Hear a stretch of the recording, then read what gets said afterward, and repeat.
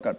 আমি আশ্চর্যভাবে লক্ষ্য করছি এখন, এবং আমি মানে নিজে ভয়ের মধ্যে আছি যে এই যে 2 মাস হতে যাচ্ছে, এখন পর্যন্ত এই যে আমরা গণহত্যার কথা বলছি, যে এই রকমের একটা গণহত্যা চালালো, এই গণহত্যার অভিযোগে অভিযুক্ত মেইন স্ট্রিমের কাউকে এখন পর্যন্ত কিন্তু গ্রেপ্তার করা হচ্ছে না।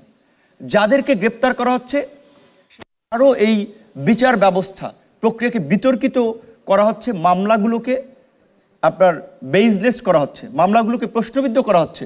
কোনো সাংবাদিক কিংবা কোনো অ্যাক্টিভিস্ট তারা মেইন রোলটা প্লে করে নাই। তারা হয়তো কেউ একটা কলাম লিখেছে পক্ষে, কেউ একটা কথা বলেছে, বাট তারা মেইন কালপ্রিট না। এখনও মূল কালপ্রিটরা ধরাছোঁয়ার বাইরে থেকে যাচ্ছে। তো আমার সন্দেহ সরকার কি তাদেরকে একটা স্পেস দিচ্ছে কিনা। এবং কিছুদিন আগে 56 জন ডিসি অ্যাপয়েন্টেড হয়েছে, আপনারা জানেন। সেখানে একটা অভিযোগ এসেছে যে আমাদের এই আন্দোলনের আবার সমন্বয়কদের কেউ কেউ ডিসি এসপি অ্যাপয়েন্টেড করছেন, বিশেষ করে ডিসি। এবং সেখানে বলছে যে 56 জনের মধ্যে 49 জন ডিসি প্রিভিয়াস গভর্নমেন্টের নিয়মিত সুবিধাভোগী। তাহলে এই যে আমরা যে একটা পরিবর্তনের রাজনীতির কথা বলছি, যারা আমাদেরকে এই পথ দেখালো, বৈষম্য বিরোধী আন্দোলনের নেতৃবৃন্দ, আমাদের ভাই বোনেরা, আবার তাদের সমন্বয়কদের বিরুদ্ধে যদি এই ডিসি অ্যাপয়েন্টমেন্টের অভিযোগ আসে, সেটা কিন্তু আবার এই আন্দোলনকে কিন্তু প্রশ্নের মুখে ফেলে দেয়। সুতরাং এই কাজের সাথে কে ইনভলভ ছিল সেটা একটা তদন্ত এবং বিচার তো হওয়া দরকার। কিন্তু এখন পর্যন্ত আমরা জানি না আসলেই কোনো সমন্বয়ক এটা করেছে কিনা, কিংবা তানভীর কোন ব্যক্তি যিনি সচিবালয়ের আপনার একজন জয়েন্ট সেক্রেটারির সাথে মিলে এই অ্যাপয়েন্টমেন্টগুলো করেছেন, এবং তাকে দিয়ে কি আপনার এই যে ফ্যাসিবাদের পুনর্বাসন হচ্ছে কিনা। বিশ্ববিদ্যালয়ের 2-1 জন উপাচার্য নিয়োগ প্রাপ্ত হয়েছেন। ইতিমধ্যে আমরা দেখেছি যে তারাও বিগত সরকারের আমলে এই ফ্যাসিস্ট শক্তির দোসর ছিলেন।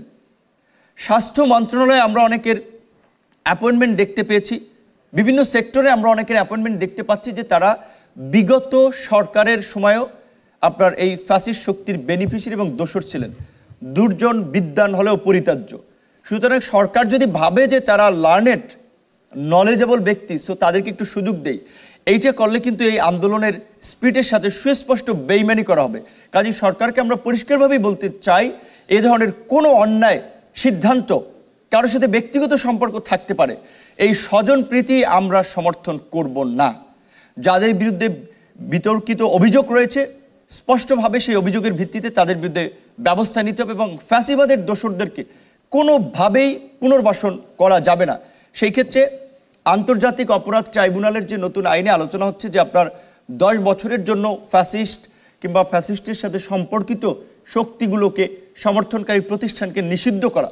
আমি মনে করি সেক্ষেত্রে আওয়ামী লীগ, জাতীয় পার্টি, এরকম যারাই এই ফ্যাসিস্ট শক্তির দোসর ছিলেন তাদেরকে একেবারে নিষিদ্ধ না করে যে আইনটি করা হচ্ছে এইটা যুক্তিযুক্ত, যে 10 বছর নিষিদ্ধ করা। কারণ তাদেরকে উদাহরণ হিসেবে জাতির সামনে, প্রজন্মের সামনে রাখতে হবে যে এরা ফ্যাসিস্ট শক্তি, এরা গণহত্যা চালিয়েছিল, তাই এদেরকে 10 বছর নিষিদ্ধ করা হয়েছিল। কাজেই জনগণ পরবর্তীতে সিদ্ধান্ত নেবে যে জনগণ তাদেরকে কতটুকু ক্ষমা করবে কি করবে না। সেই জায়গা থেকে আমি স্পষ্টভাবেই, সেটা আওয়ামী লীগ, জাতীয় পার্টি কিংবা ছাত্রলীগ কিংবা আরও যারা এই ফ্যাসিস্টের সহযোগী ছিলেন, তাদেরকে ওই আইন যদি এটা আপনার পাশ হয়, সেই আলোকে আমি তাদেরকে নিষিদ্ধের দাবি জানাবো।